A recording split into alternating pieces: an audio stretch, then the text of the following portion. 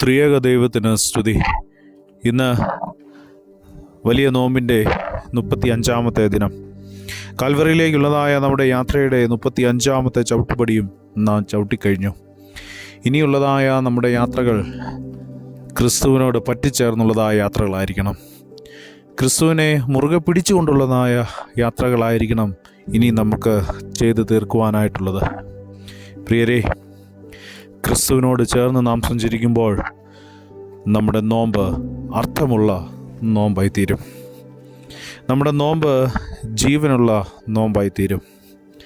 ഇന്നത്തെ നമ്മുടെ അല്പസമയത്തെ ചിന്തയ്ക്കും ധ്യാനത്തിനുമായി തിരഞ്ഞെടുത്ത വേദഭാഗം വിശുദ്ധ യോഹന്നാൻ എഴുതിയ സുവിശേഷം 12-ാം അധ്യായം 20 മുതൽ 28 വരെയുള്ളതായ വാക്യങ്ങൾ. Gospel according to Saint John, chapter 12, verse 20 through 28. ഈ വേദഭാഗത്ത് ചില യവനന്മാർ യേശു കർത്താവിനെ കാണുവാനായിട്ടുള്ള ആഗ്രഹം പ്രകടിപ്പിക്കുകയാണ്. അവർ ഫിലിപ്പോസിനോട് ചെന്ന് യേശുവിനെ തങ്ങൾക്ക് കാണണമെന്ന് പറയുമ്പോൾ യേശു അത് സ്വീകരിക്കുകയാണ്. യേശു തൻ്റെ മഹത്വത്തിൻ്റെ സമയത്തെക്കുറിച്ച് അവരോട് സംസാരിക്കുകയാണ്.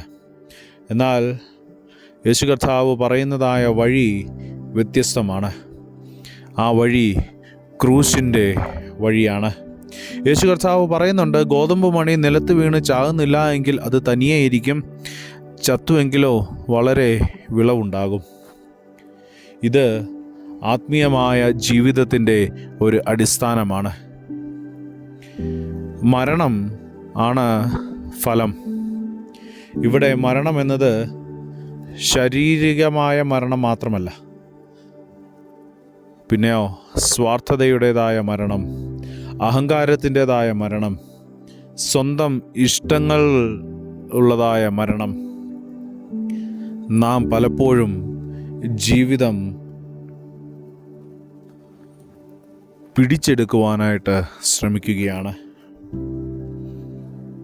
എന്നാൽ യേശു കർത്താവ് പറയുന്നു, നിന്റെ ജീവനെ സ്നേഹിക്കുന്നവൻ അതിനെ നഷ്ടപ്പെടുത്തും. ഈ ലോകത്തിൽ തൻ്റെ ജീവനെ വെറുക്കുന്നവൻ അതിനെ നിത്യജീവനായിട്ട് കാത്തു സൂക്ഷിക്കും. ഈ വലിയ നോമ്പ് ഈ ആത്മീയ സത്യത്തിലേക്ക് നമ്മെ നയിക്കുകയാണ്. പ്രിയരെ, വിട്ടുകൊടുക്കുമ്പോഴാണ് നാം നേടുന്നത്. വിട്ടുകൊടുക്കുമ്പോഴാണ് നാം നേടുന്നത്. തകർന്നപ്പോൾ നാം പുതുക്കപ്പെടുകയാണ്. യേശു തന്നെ ഈ വഴിയിലൂടെ നടന്നു. അവൻ ക്രൂശിലേക്ക് പോയപ്പോൾ അത് തോൽവിയായി തോന്നി. എന്നാൽ അത് ലോകത്തിൻ്റെ രക്ഷയായിട്ട് മാറി. ഇന്ന് നമ്മോട് തന്നെ നമുക്ക് ഒന്ന് ചോദിക്കാം, ഞാൻ എന്താണ് പിടിച്ചുകൊണ്ടിരിക്കുന്നത്? ദൈവത്തിനായി ഞാൻ എന്ത് വിട്ടുകൊടുക്കുവാൻ തയ്യാറാണ്? ദൈവത്തിൻ്റെ മഹത്വം നമ്മുടെ സമർപ്പണത്തിലൂടെ പ്രകടമാകുന്നതാണ്. ദൈവത്തിൻ്റെ സമർപ്പണം നമ്മുടെ പ്രവൃത്തിയിലൂടെ പ്രകടമാകുന്നതാണ്. ദൈവം അനുഗ്രഹിക്കട്ടെ. കണ്ണുകളെ അടയ്ക്കാം, പ്രാർത്ഥിക്കാം.